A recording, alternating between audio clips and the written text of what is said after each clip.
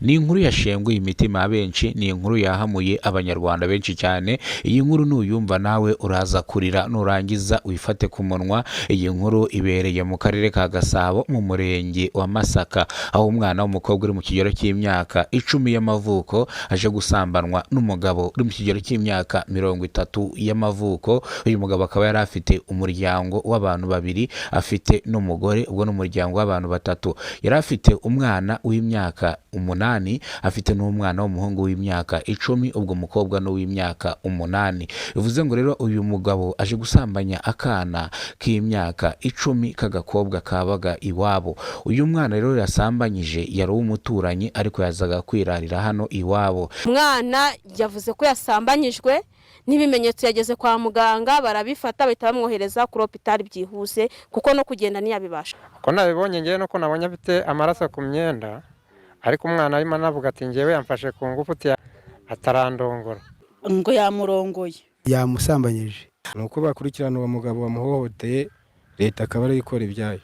ntabwo ari ubwa mbere, ni nk'inshuro ya gatatu afata abana ku ngufu. Urubyiruko arimo kwangiza, ubwo rero kugira ngo twangirize abana nakomeze leta ni mukomezanya. Byagenze gute kugira ngo uyu mugabo asambanye uno mwana kugeza amagingo anga y'umwana abe yitabye Imana? Ku iki gicamunsi hari ku itariki zisanga 21 n'iz'ukwezi kwa gatandatu nabwo umwana yaje gusambanwa. Gusa ku bw'amahirwe abaturage batabarira ku gihe, basanga uyu mwana aracyahumeka, bamujyana kwa muganga. Kugera kwa muganga birangira ahasize ubuzima. Byagenze gute kugira ngo uyu mugabo asambanye uyu mwana? Ari kuno munsi, hari ku iki gicamunsi, ari masaha ashira saa 12 z'umugoroba, ubwo umugore yari yagiye nk'uko bisanzwe, yari yagiye nk'ahantu hitwa Nyagatare Rwemasha, niho umugore we yari yagiye. Aka kana kabaga mu rugo kari kaje kubasura, dore ko kakinaga n'abandi bana. Uyu mugabo aza kubashyira muri saro, aza kumariramo umuziki kuri apuri, ahamagara kano kana k'agakobwa kamusanga mu cyumba, ahita atangira kugafata ku ngufu, dore ko kano kana katare kaze n'ibyo ari byo. Mu kugafata ku ngufu rero aka kana kavuza induru, karatabaza.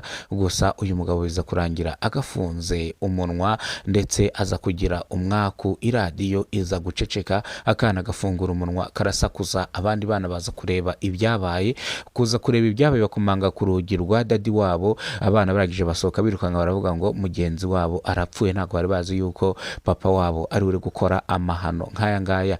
Nibwo papa wabo yahise asohoka yiruka akizwa n'amaguru. Ni uko abaturage bashungamirije, mu kuhagera baca urugi, basanga kano kana kari kuva amaraso menshi cyane, ndetse yari yagapfutse n'ikintu ku munwa kugira ngo kadasakuza. Ko kanyimbangukira gutabara ise yamagarwa byihutirwa cyane, ihita iva no ku bitaro bya Masaka. Ambirasi iza yirukanka, iza isanga uyu mwana atarashiramo umwuka, bagerageza kumugeza kwa muganga, apfira kwa muganga abuze umwuka. Abaganga batanze igisubizo bavuga yuko abuze umwuka. Uyu mwana yahise ajyanwa ku bitaro bya Kacyiru kugira ngo akorerwe isuzumwa, kugira ngo hamenyekane icyamwishe.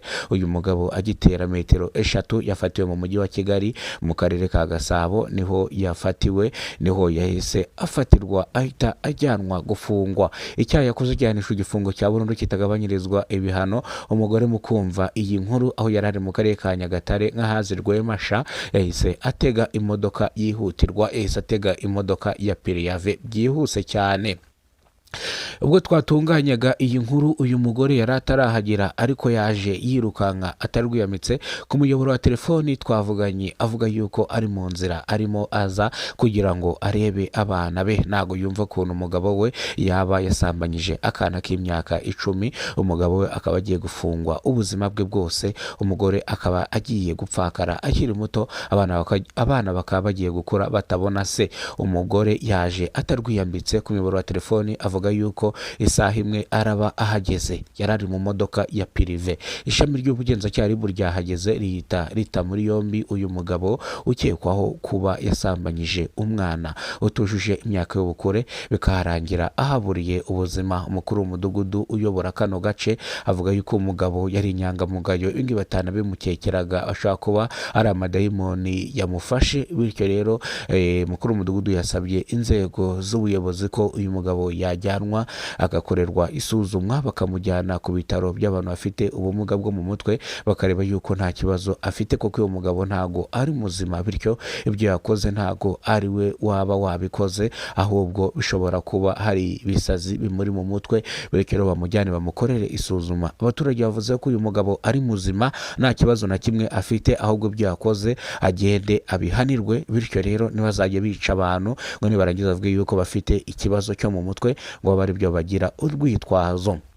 Uyu mugabo mu kuvugana n'itangazamakuru yavuze ko ibyo yakoze atari wabikoze, nawe atazi uko byagenze mu gihe yari arimo yambikwa amapingu yoherezwa mu modoka ya RIB ajyanywe gufungwa. Bavuga yuko iwe ibyo yakoze atabizi kandi ntazi ukuntu byagenze, bityo rero ntago azi ikibazo yaba afite, bityo nawe yiyemere yuko yaba afite ikibazo cyo mu mutwe. Abaturage bavuga yuko ari ukwigiza nkana, bityo ajyanwe afungwe, ahubwo ibyo by'amatakira ngo abishyire hasi, kubera ko icyaha yakoze n'icyaha cy'indengakamere, icyaha yakoze cyo gusambanya umwana muto utujuje imyaka y'ubukure, bityo nagenda ahanishwa igifungo cya burundu kitagabanyirizwa ibihano.